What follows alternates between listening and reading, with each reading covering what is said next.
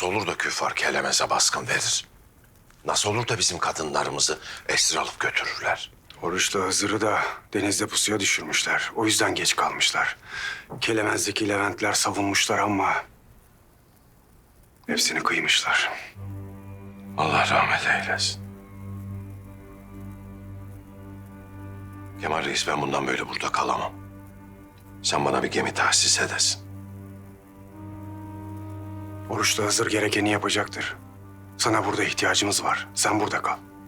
Kemal Reis, ben buradaki vazifemi tamamladım. Hem kaçırılanlardan biri de benim manevi kızım Meryem'dir. Ben buradan onun kurtarılmasını izleyemem. Benim yiğitlerin yanında yer almam gerekir. Onların yanında olmam iktiza eder. Sen bana bir gemi ayarlayasın. Tam Modon'u fethettik. Doğu Akdeniz'i avucumuzun içine aldık derken nereden çıktı bu şimdi Don Diego? Hızır'la Oruç'a en ihtiyacımız olduğu zamanda Cezayir'e uzanmak zorunda kaldılar.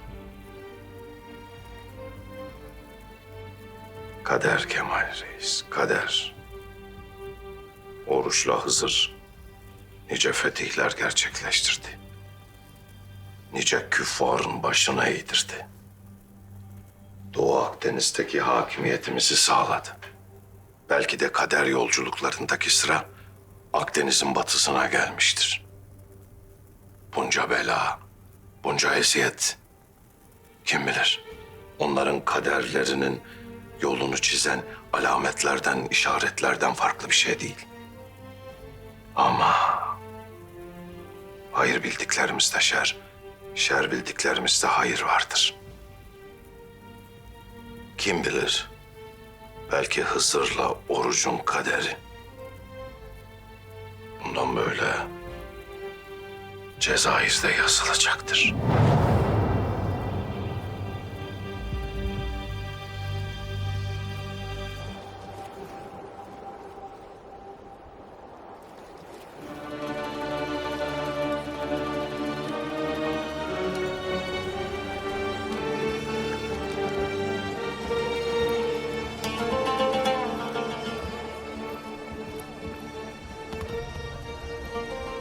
Baba Oruç, hoş geldin can dostum. Evimize şeref getirdin. Hoş gördük. Eyvallah Emir Selim. Maşallah. Son gördüğümde Cezayir harabe gibiydi. Yıllar içinde mamur etmişsin. Çok gayret ettik. Ama bunda senin de payın çok büyük. Bunu asla unutamam. Yıllar önce korsanlar gemilerimizi kuşatmıştı ama Baba Oruç gelip bizi kurtarmıştı. O gün bize yardım etmeseydin bizim için her şey bitmişti. Üzerimize düşeni yaptık. Kardeşlerin, dostların hepsi başımızın tacı. Niçin geldiyseniz söyleyin yeter. Altınsa altın, gemi ise gemi, ticaretse ticaret. Hepsi emrinizde. İntikam için geldik Selim. Hayırdır, ne intikam? Yurdumuz Kelemez baskına uğradı. Leventlerimiz şehit edildi. Ailemizin hatunları kaçırılıp esir edildi. Bunun için bir müddet Cezayir'de kalmamız icap eder. Kim yaptı size bu kalleşliği? Ben de size destek olayım. Gidip burnundan fitil fitil getirelim o şerefsizini. Biraz hazırla askerleri. Emredersiniz Emir Selim Hazretleri. Bunu yapan Don Diego'dur Selim. Don Diego mu?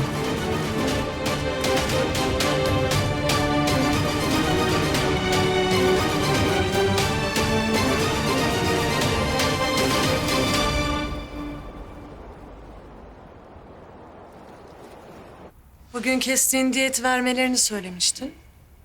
Ama hala haber yok Oruç'la Hızır'dan. Kraliyet filosu da bugün geliyor. Diyete getirmezlerse kadınlarını kaybederler. Artık kendileri bilir.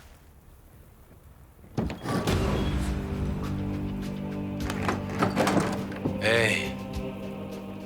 Kapıyı çalmadan terbiyesizce girdiğine göre çok önemli bir haber getirdin.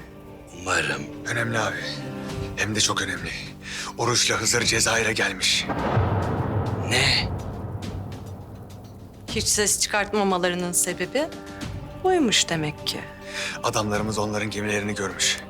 Cezayir limanına yaklaşmışlar. Bunlar diyeti ödememekte kararlı anlaşılan. Üstüne üstlük Cezayir'e konuşlanıp Cicil'e saldıracaklar besbelli. Ne yapalım abi? Madem onlar bir hamle yaptı, o zaman hamle sırası bende demektir. Don Diego'nun kolay bir lokma olmadığını göstereceğim onlara. Öyle bir ders vereceğim ki onlara. Adım adım enselerinde olduğumu anlayacaklar. Sonunda çaresiz kalıp kestiğim diyete boyun eğecekler.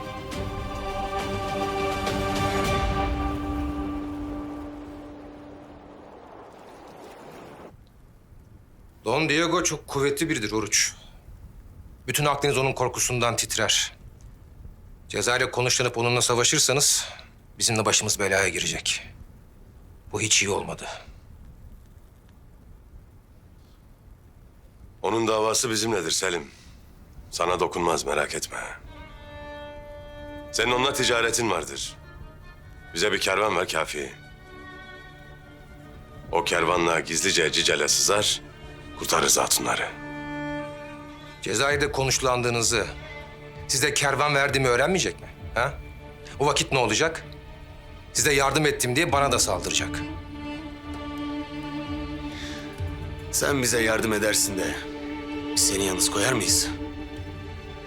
Şayet Don Diego sana saldırırsa biz de arkanda dururuz.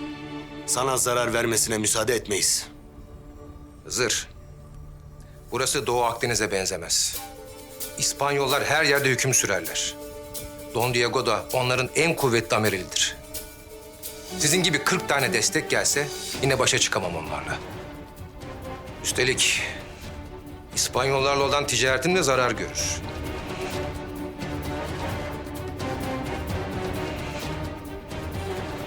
Bak Selim, bu dava namus meselesidir.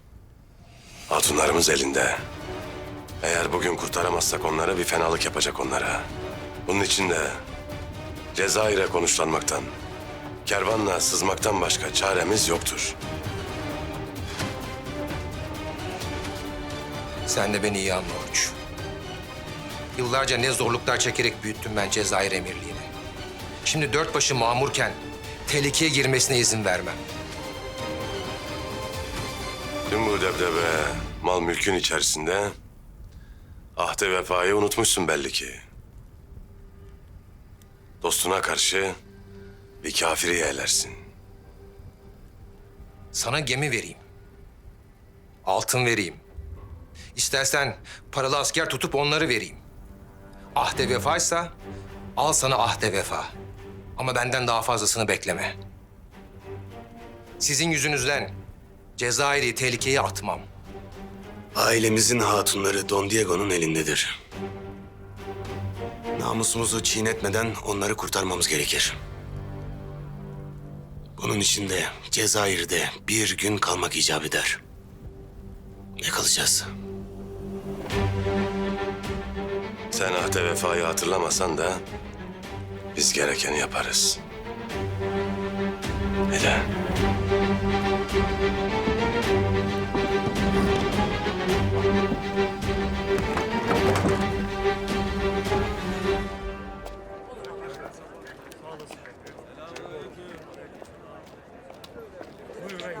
Ne oldu ağam?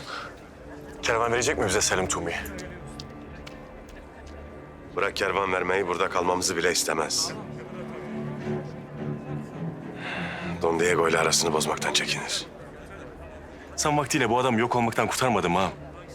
O kadar dostum dostum diye yağlayıp bağladı seni görünce. Bu muymuş dostluğu diyorsun? Böyle adamların en büyük dostu mal, mülk, altındır İlyas. Bizim kendimizin bir çare bulması lazım Cicil'e sızmak için. O Don Diego hatunlara her ne fenalık yapacaksa yapmadan mani olmamız lazım. Reis. Tüccar casuslardan bir haber geldi. Cezayir açıklarında bir korsan kalyatası varmış. Cicil'e onunla ganimet götürürlermiş. Bence o kalyatayla sızabiliriz Cicil'e. Kalyata dediğin küçüktür Piri. O kadar adam sığmaz içine. Hem sığsak bile Cicele hep beraber girersek dikkat çekeriz. O halde ben, Piri, İlyas gidelim. Biz üçümüz alırız Kalyata'yı. Böylece sızarız Cicele. Ortalığı kolaçan ederiz. Hatunları nerede tutar öğreniriz. Bu Don Diego bugün hatunlara ne fenalık yapacakmış anlarız. İyi o vakit. Ben de Cicele girmenin başka bir yolunu bulurum Leventlerle. Ağam. Biz senin Leventlerle Cicele gelmeni bekleriz. Ama oldu da vaktinde yetişemedin. O vakit hatunları kurtarmak için canımızı ortaya koyar saldırırız. Ya onları alırız ya da orada şehit olur kalırız.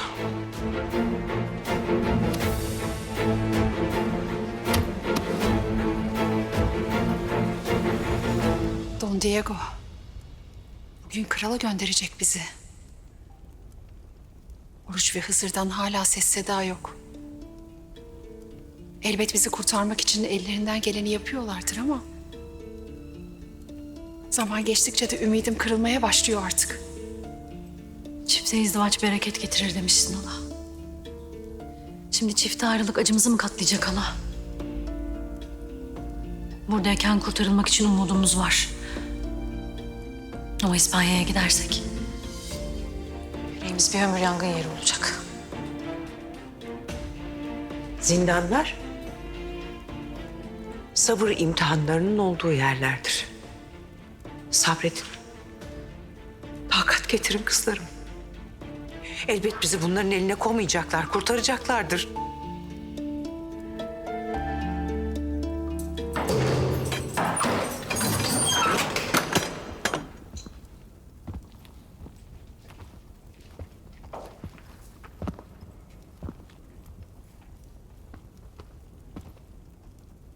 Bizi krala göndermeye mi geldiniz? Hayır. Onun daha zamanı gelmedi. Krala gitmekten ne kadar korktuğunuzu iyi biliyorum. Ama bunun için aranızdan bir kişi kendini kurtarabilir. O da Meryem.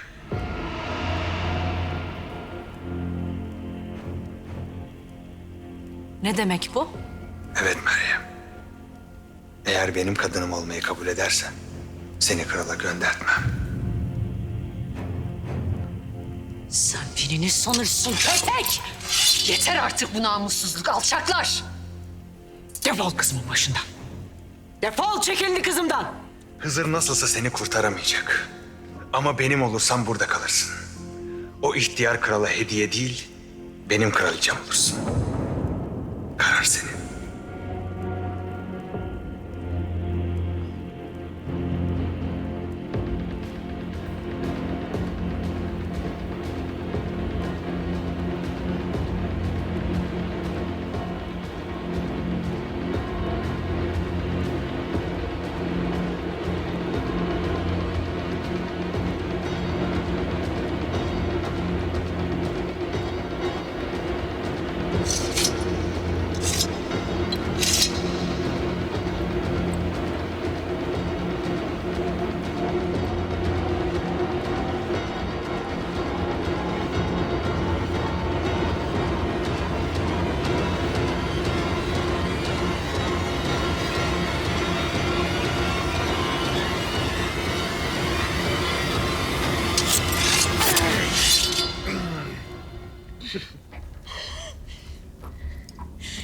Seni geberteceğim. Yak canımı. Verdiğin her acı kalbimi daha fazla titretiyor. Senin o titreyen kalbini ben deşemedim. Ama Hızır söküp alacak. Senin leş dilini koparacak.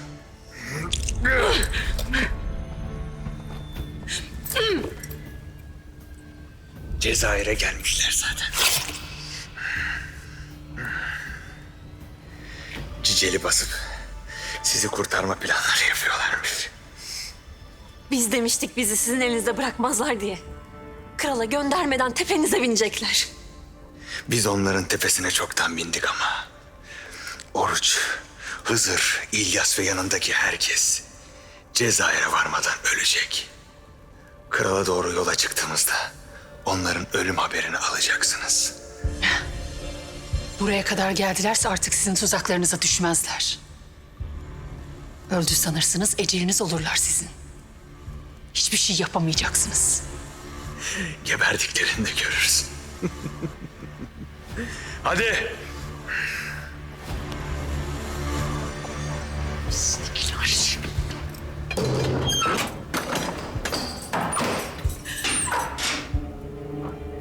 İyiyim. İyiyim. Allah'ım. Sen onları koru, gözet ya Rabbi. Bizi bir de onların acısıyla sınama ya Rabbi.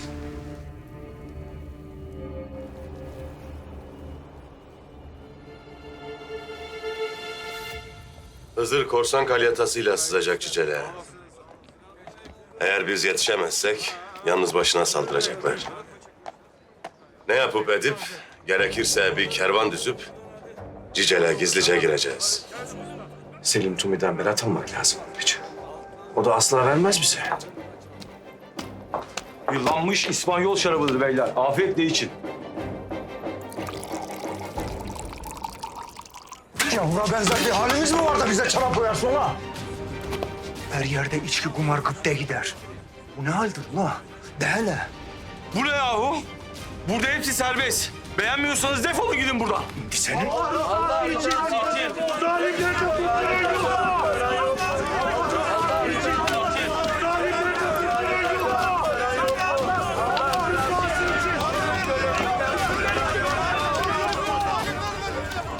Ne olur burada böyle? Müslümanları köle diye satıyorlar İspanyollara. Sen Selim Tumi'nin yaveri değil misin? Nasıl izin verirsiniz Müslümanların köle olarak satılmasına? Emir Selim ticaretin her türlüsüne müsaade eder. Biz de emirliğimizin kazancına bakarız. Sizi de hiç alakadar etmez. Don Diego'nun adamlarıdır bunlar. Bir de Don Diego'nun adamlarına mı satarsınız Müslümanları? Onlar Endülüslü Müslümanların canını okuyup ortalığa şer saçarken siz bir de onlara köpeklik mi edersiniz?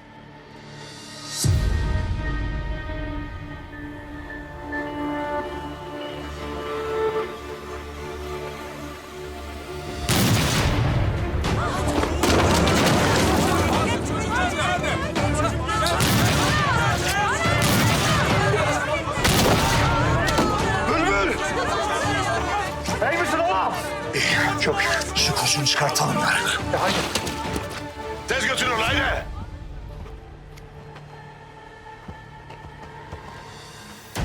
İspanyol bunlar Oruç. Don Diego göndermiş belli ki. Buraya geldiğimizi öğrenmiş. Aklınca bizi bezdirip buradan göndermek ister.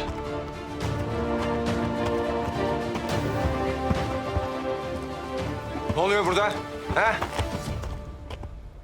Don Diego'nun adamları saldırdı Emir Hazretleri. Bunlar sebep oldular. Daha geldiğiniz gün bela bulaştı topraklarıma sizin yüzünüzden. Beni Don Diego'yla düşman etmeden gidin buradan. Burada bela istemiyorum. Topraklarına kan getiren biz değiliz. O altın ticareti yaptığın Don Diego'dur. Gör işte Don Diego'nun ne mal olduğunu. Hala bize karşı onu mu yeğe tutacaksın? Ben burada iş yaparım. Kazanç getiren kimse onunla çalışırım. Sense kazanç değil, zarar getirensin. Senin niyet dostlarına yüz çevirip kafiri yeğe tuttuğun anlaşıldı. Her tarafta haramı serbest bırakmışsın. Mazlum Müslümanları o İspanyol itlerine köle diye sattırırsın. Mal mülk senin seciyeni iyice bozmuş. Dininde mi sattırdı? Sana ne yahu? Ha? Sana ne? Ben keremeste onu mu yaptım, bunu mu yaptım diye sorar mıyım sana? Burada altın ve ticaret geçer akçadır. Ben de topraklarım için ne gerekiyorsa onu yapıyorum. İyi o vakit. Madem kurallar böyle biz de öyle yaparız. Bütün köleleri ben aldım. Ver Murat akçelerini.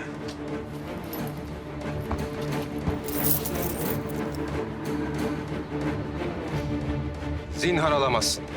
Senin işin altın kazanmak değil midir? Veririm işte altınları.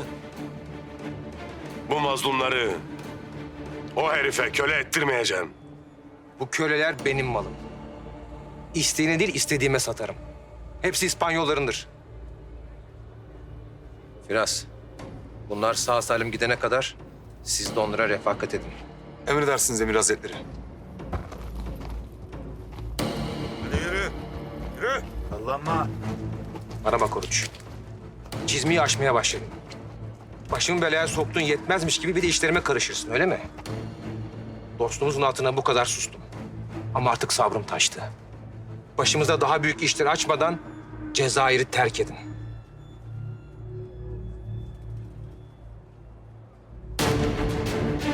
Yaşattığın bu rezaletler beni daha da perçinledi Selim.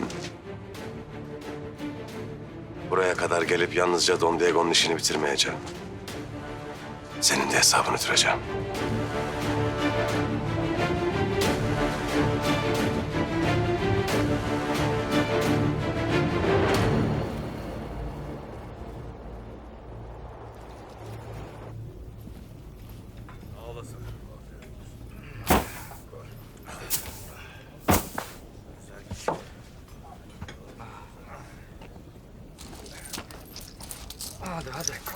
Niye bu kadar geciktiniz? Denizler dalgalı olur ihtiyar. Anca aşabildik. Sen bırak çene çalmayı da işimize bakalım. Haydi.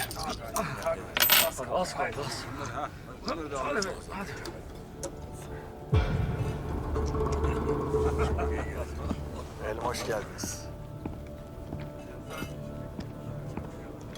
Don Diego'nun kardeşi Pedro bu.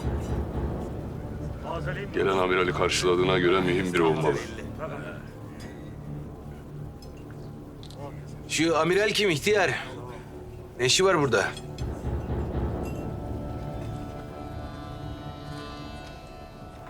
Kraliyet filosuyla geldi İspanya'dan. Don Diego krala hediyeler gönderecek. Onu götürmek için gelmiştir. Hadi gidelim.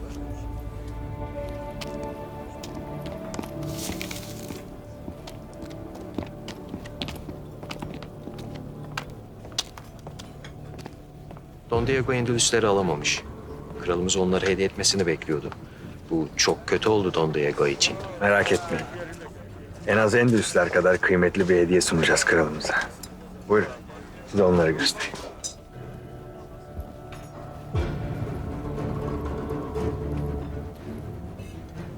Don Diego'nun mekanına giderler belli ki. Hatunlar da orada tutarlar muhakkak. Ağam, peşlerinden gidip nerede olduklarını öğrenelim. Hem şu hediye işinde bir tetkik edelim. Altından bir inlik çıkacak bunun.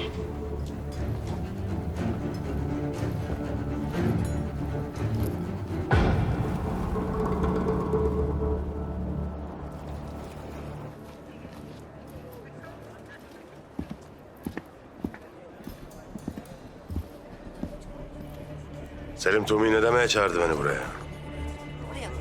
İçeri girince görürsün.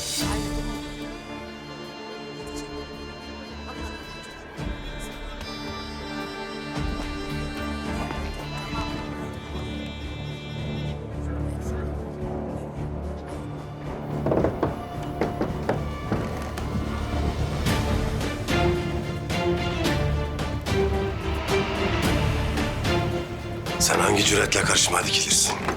Kafanı koparacağım senin. Oruç, sakin ol.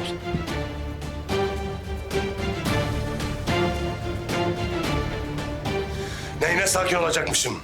Bu herif can düşmanımızdır. Hangi cüretle karşımıza çıkarırsın?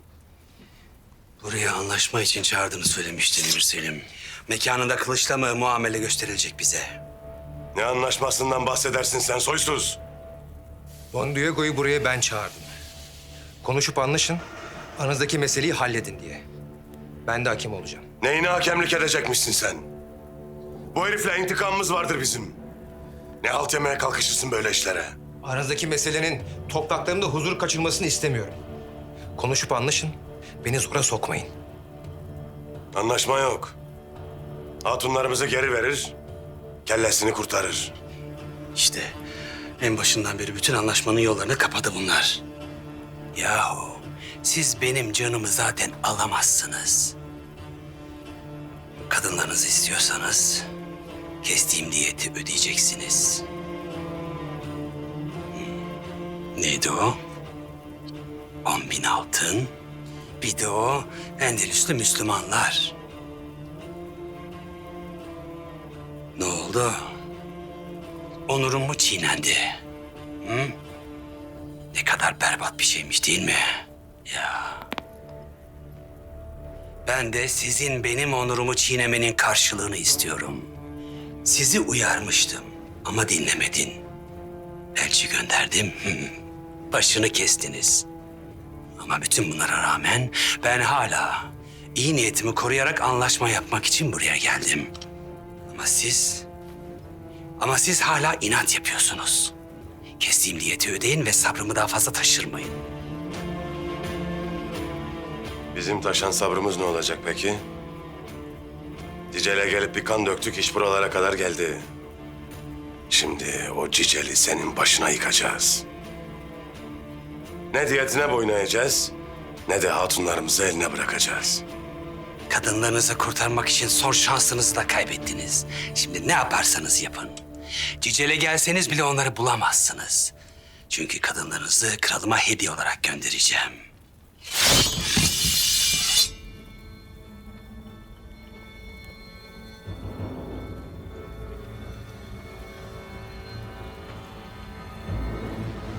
Biz de seni esir ederiz o vakit. Adamların hatunları getirmezse senin kelleni Cicele yollarız. Şimdi nasıl? Ha? Oruç, buna müsaade edemem. Mani olma bana Selim. Burası benim mekanım. Don Diego bana güvenip buraya geldi. Benim mekanımda onu esir almana izin veremem. Eğer bir şey yapmaya kalkarsan seni buradan çıkartamam Oruç.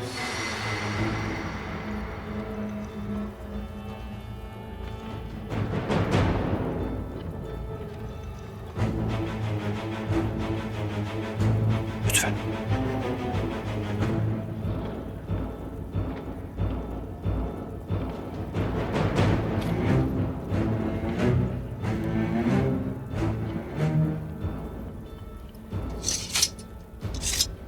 Bu kılıç elbet boynuna inecek Don Diego.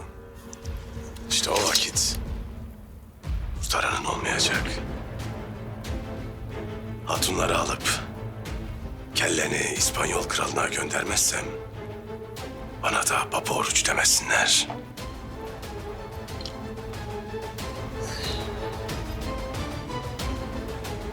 Buenas noches, señor.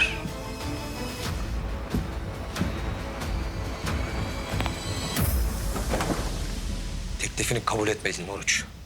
Verecektin o Endülüslüleri. Biz senin gibi mazlumları zalimlere peşkeş çekmeyiz Selim. İyi. O vakit hatunlarınızın bir ömür acısını çekersiniz. Artık her şey bitti. Gidin bir an önce Cezayir'den.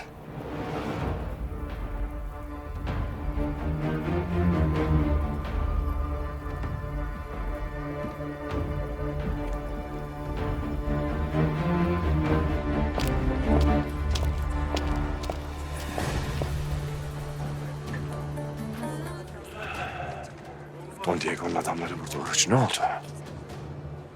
Güya bizim aramızı bulacaktı. Kabul etmedim. Don Diego hatunları İspanya kralına gönderecekmiş bugün. Şimdi anlaşıldı ne yapmaya çalıştı. Endülüsleri hediye etmek istedi ama onları alamayınca kadınları gönderecek. Hızır Piri İlyas, Cicel'de bizi bekler. Zamanında yetişemezsek tek başlarına mani olmaya çalışacaklar. Bu da onların ölümü olur Oruç. Artık bizim de ölümü göze alıp Cicel'e bir an evvel varmamız lazım.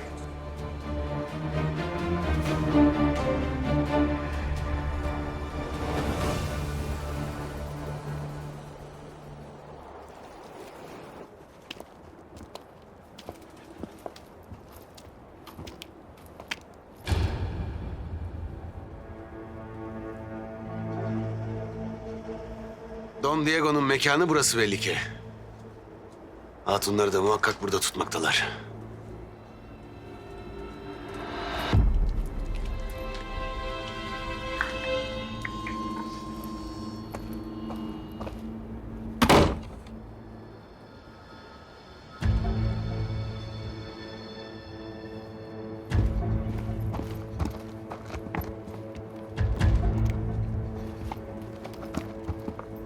İsmail.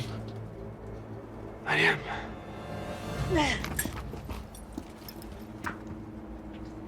Kelemizi basıp Oruç ve Hızır'ın ailesindeki kadınları esir aldık. Bunlarla beraber Cezayir'den getirdiğimiz Müslüman köleleri de kralımıza göndereceğiz. Bu hediyeler yeterince kıymetli, öyle değil mi? Oruç ve Hızır gibi iki tehlikeli Türk denizcisinin kadınlarını aldık. Dediğin gibi yeterince kıymetliler. Kralımız çok sevinecek buna. İşlerinden bazılarını göndermek bizim için çok zor olacak. Evet. Bazısı bizim elimizde kalmalıydı. Daha çok süründürmeliydik ama Don Diego'nun emri böyle. Krala verecekleri hediye belli oldu. Endülüslüleri alamayınca hatunları verecekler krala belli ki. Hatunlar gözümüzün önündeler ağam. Saldırsak mı? Saldırıp kurtarsak mı hatunları?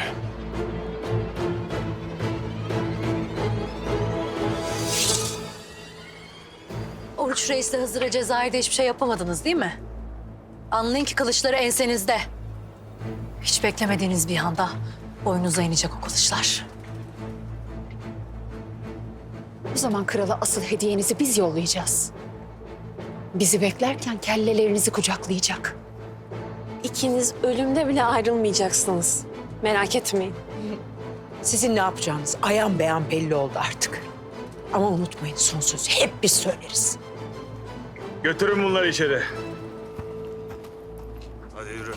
Sus, yürü. Don Diego nerede?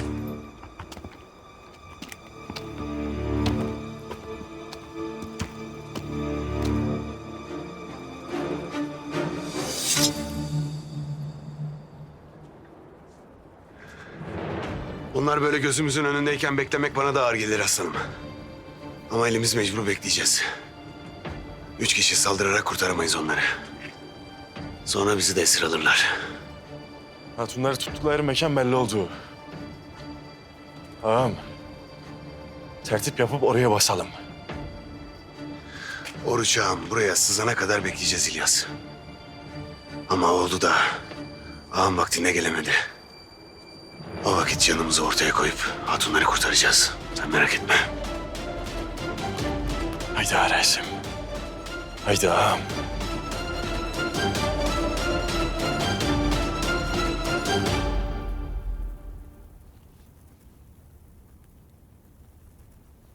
Oruç ve Hızır'ın ailesini esir alman takdir edilesi doğrusu. Kralımız onlara hediye etmene çok sevinecek. Rütbeni de yükseltecek seni.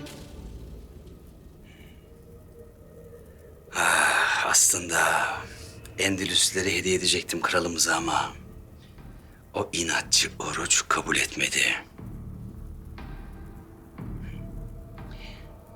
Anlamıyorum. Birkaç basit insan için kendi ailesini esir bırakmaya göze aldı. Neyse. Cezayir'den gelen Müslüman köleler Cicil'e varmak üzeredir. Artık onları kralımıza götürebilirsiniz. Ben şimdi gemimi hazırlatacağım. Kadınları kendi gemimle götüreceğim. Müslüman köleler de diğer gemilerle gelir.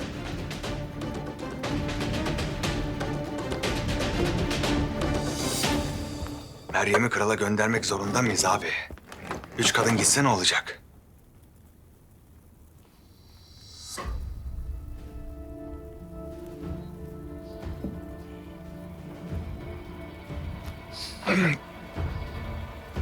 O kadından hançer yedin. Rezil oldun. Ve şimdi karşıma çıkmış. Onu gönderme diyorsun bana. Öyle mi? Asıl hançeri kalbime vurdu Meryem. Tutuldum ona diyorum, aşık oldum. Yeter! Senin mutluluğun falan benim umurumda değil. Kralı mutlu etmek zorundayız, anlıyor musun? Onun için kadınların hepsi ona gidecek. O ihtiyar kralın sarayında onlarca yüzlerce kadın var. Ama kardeşinin tek bir aşkı var. O da Meryem. O Meryem yüzünden bu kalbin acıyorsa Kalbi söker atarım, ortada sorun morunda kalmaz. Anladın mı? O kadınların hepsi krala gidecek. Sen de kendine başka bir kadın bul gönül eğlendirmek için. Ya da git bir köşede şarap iç. Ağla, zırla, aşk acısı çek, ben ne bileyim ne yapıyorsan yap. Ama Meryem'i unut. Meryem senin olmayacak.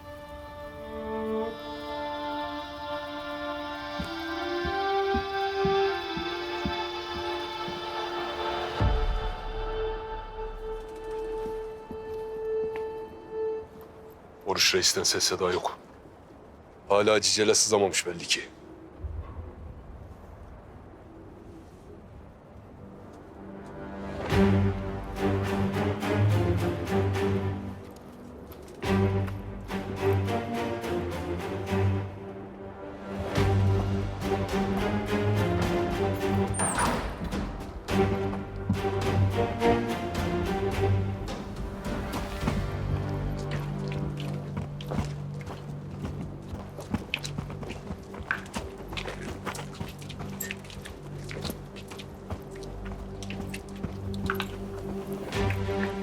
Hatunları götürürler. Amiralle beraber krala götürecekler belli ki. Oruç Ağam'dan haber gelmedi hem. Çare kalmadı artık. Saldırıp alalım hatunları. Gözümüzün önünde elden giderler.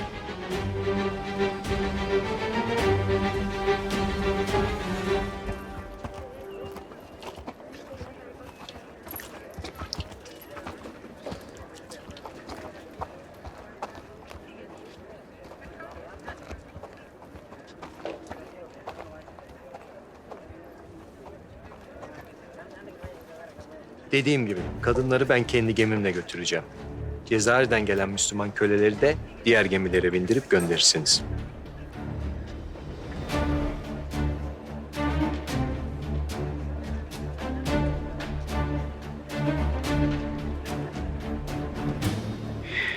Oruç Ağam Cicel'e sızamadı.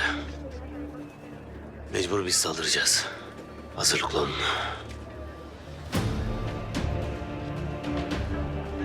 Ha, bu arada amiral, çok kıymetli bir hediyem daha olacak size.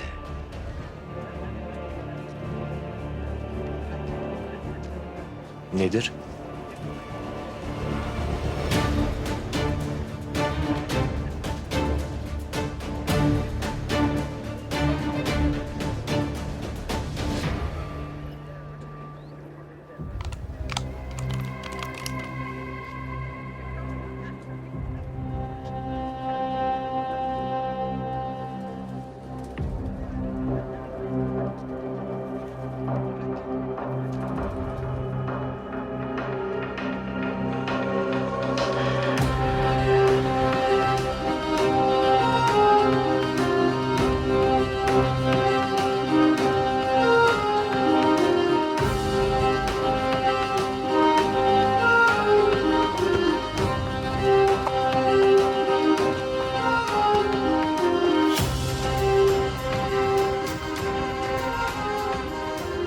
Hazır. Meryem. Cicel'e sızdığınızı anlamadığımı sanıyorsunuz. Hızır. Ama şimdi düşündüm de kadınlarınızı canlı vermeme gerek yok.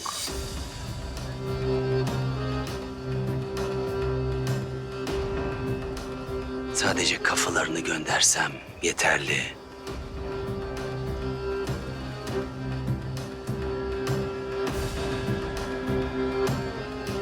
Biz buraya can vermeye geldik. Vereceğiz de. Ama siz gam çekmeyin. Oruç Ağam arkamızda. İntikamımızı alıp sizi kurtarmak için elinden ne geliyorsa yapacaktır.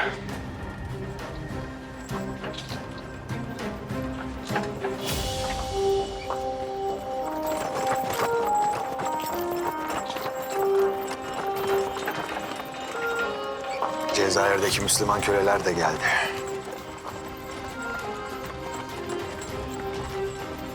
O zaman geriye tek bir şey kaldı. Bunların kafasını kesmek.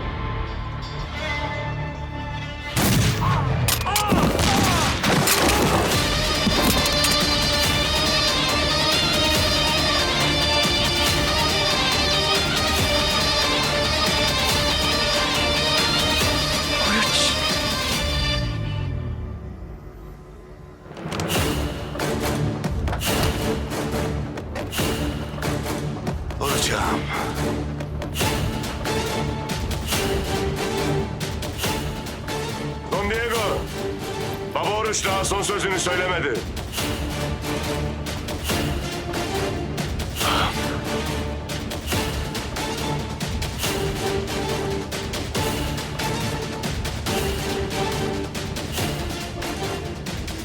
O nasıl olur?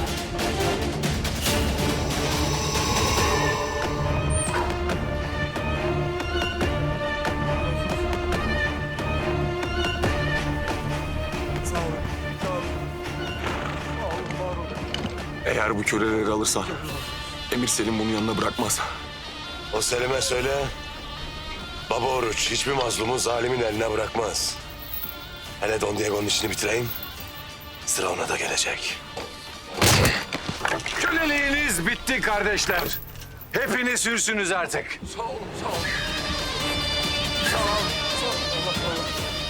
Bundan gayrı hepiniz Baba Oruç'un himayesindesiniz. Götürün gemiye Leventler. Haydi Leventler. Kafeslere. Sıra Don Diego'nun işini bitirmeye geldi. Haydi.